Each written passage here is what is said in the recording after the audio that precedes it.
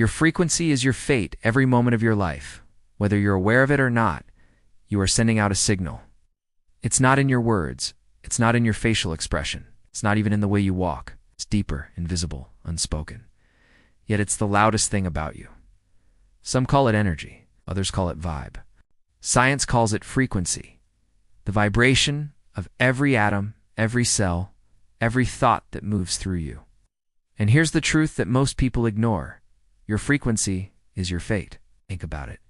You've met people who instantly made you feel lighter, as if they carried sunlight in their chest. And you've met others who made the room feel heavy without saying a single word. That isn't magic. That isn't coincidence. That's vibration. In physics, everything vibrates. Your chair, the air, the food you eat, the planet itself. But what's more important is that you vibrate.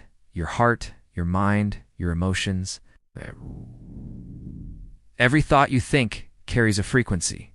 Every feeling you hold sends a wave into the world, pulling similar vibrations back to you. And here's the part you might not want to hear. You don't attract what you want. You attract what you are. If you live in resentment, life will keep handing you reasons to be resentful.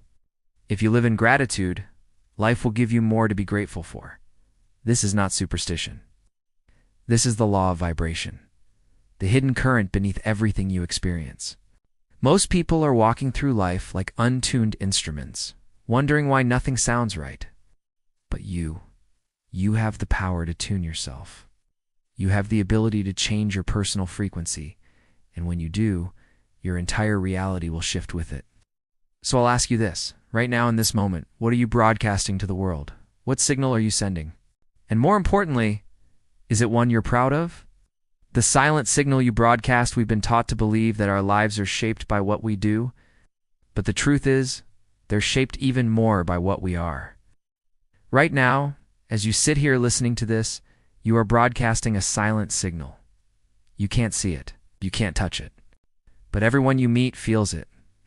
This signal is your personal frequency, the unique vibration made up of your thoughts, emotions, and state of being. Think of a radio.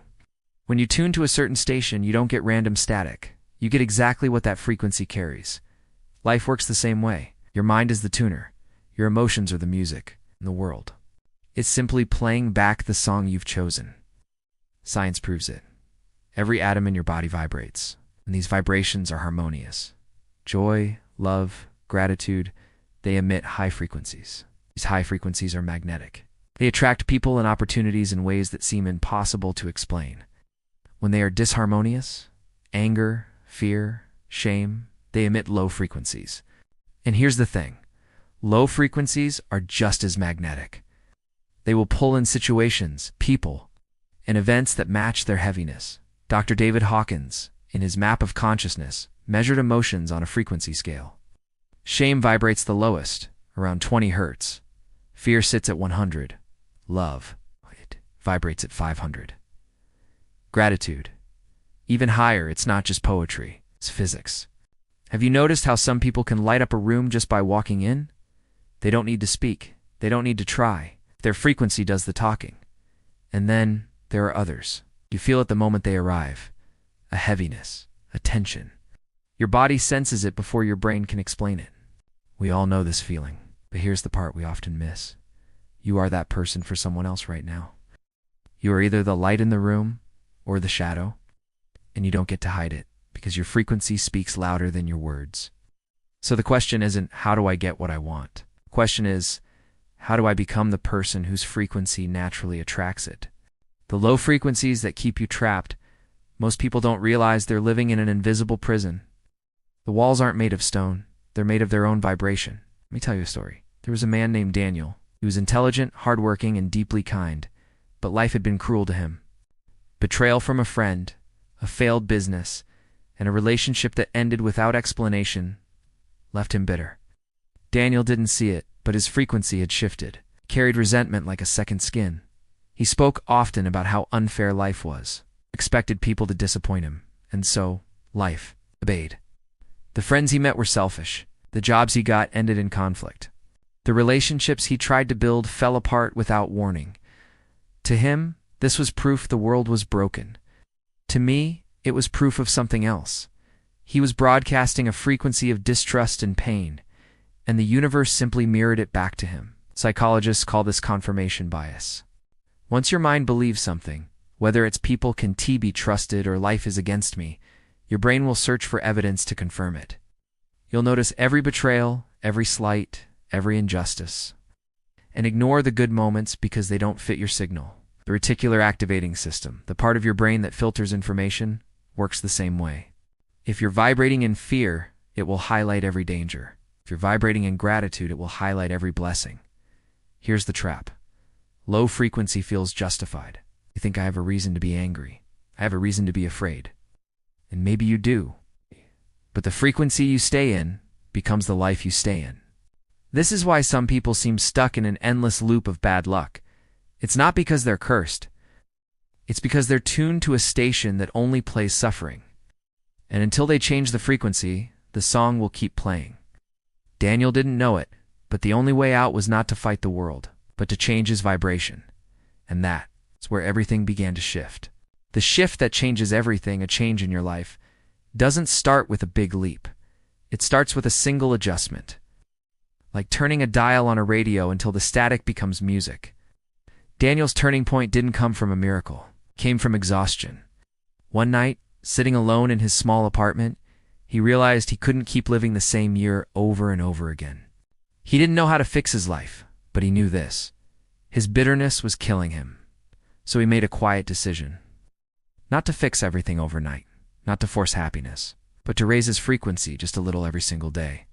The first change, gratitude, not the fake Instagram kind. Real, private gratitude. Every morning, before checking his phone, he wrote down 3 things he could still be thankful for. At first, they were small. I have a roof over my head. I can still breathe. I made it through another day. It felt silly, pointless, but slowly it began to rewire his focus. Next, he changed the input. He stopped starting his day with bad news and gossip. He replaced it with music that made him feel alive. Books that inspired him. Conversations that lifted him. And then, the hardest part, he began speaking differently. Instead of saying, "I never catch a break," he said, "Something good is coming." Instead of complaining about work, he said, "I'm learning something here that I'll use later," or it stopped being weapons against himself. Weeks turned into months, and something strange began to happen. The people around him seemed different, kinder, more supportive. Opportunities that once passed him by began to show up. Even small coincidences, the right call at the right time, meeting someone who could help, started becoming normal. The truth. The world hadn't changed. Daniel had. He had tuned himself to a higher frequency, and the universe simply matched it. 'Cause here's the secret. You don't have to force good things into your life. You only have to become the version of yourself that naturally attracts them. The provocation. If I told you that your life right now, your career, your relationships, your health, is the direct reflection of your personal frequency, would you believe me, or would you resist it? We live in an age where people are obsessed with hustle culture. Work harder, sleep less, chase more. But the ancient philosophers, the mystics, and even modern physics point to a different truth. Your state of being is more powerful than your state of doing. The Kabbalion, a classic text on Hermetic philosophy, states, "Nothing rests, everything moves, everything vibrates." Over a century later, quantum mechanics confirmed it. Nothing is truly still, not even the smallest particle in your body. Everything is in motion. Everything has a frequency. Here's the uncomfortable reality. You cannot live a high-frequency life while holding on to low-frequency habits. Can't complain all day and expect joy. Yet dwell in fear and expect abundance. You can't poison your mind with endless comparison and expect peace. But look around at today's world. We're drowning in low-frequency triggers. Social media thrives on outrage. News cycles feed us fear 24/7. Conversations revolve around gossip more than growth. This constant diet of negativity becomes your vibration. You start thinking it's just reality, when in truth, it's just the station you've been tuned into for too long. And that's the provocation. What if the life you have right now is the exact life your frequency has been attracting? Not as a punishment, not as fate, but as an echo of what you've been broadcasting. If you want a different reality, You can't just set new goals. You have to become the frequency that naturally brings them into existence. In the words of Neville Goddard, change your conception of yourself, and you will automatically change the world in which you live. This isn't just self-help.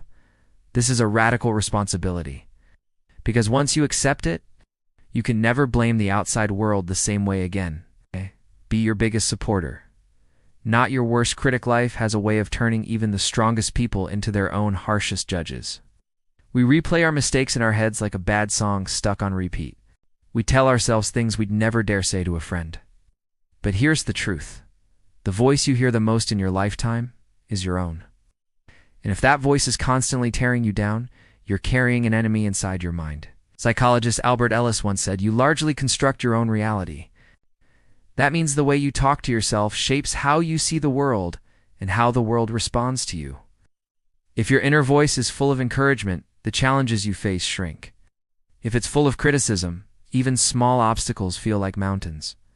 Philosopher Marcus Aurelius knew this long before modern psychology. He wrote in Meditations, "You have power over your mind, not outside events. Realize this, and you will find strength." Today's life is built to test your self-belief. Social media makes comparison effortless.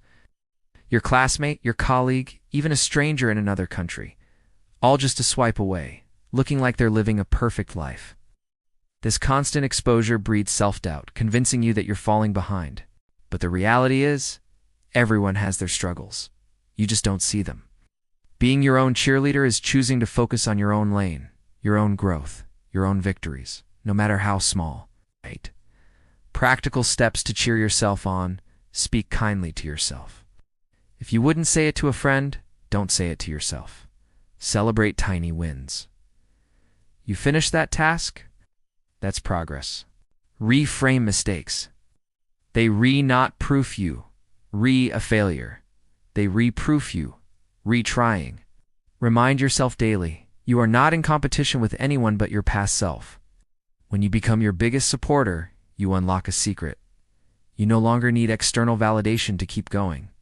Your progress stops depending on likes, praise, or applause, because your inner voice is already clapping the loudest.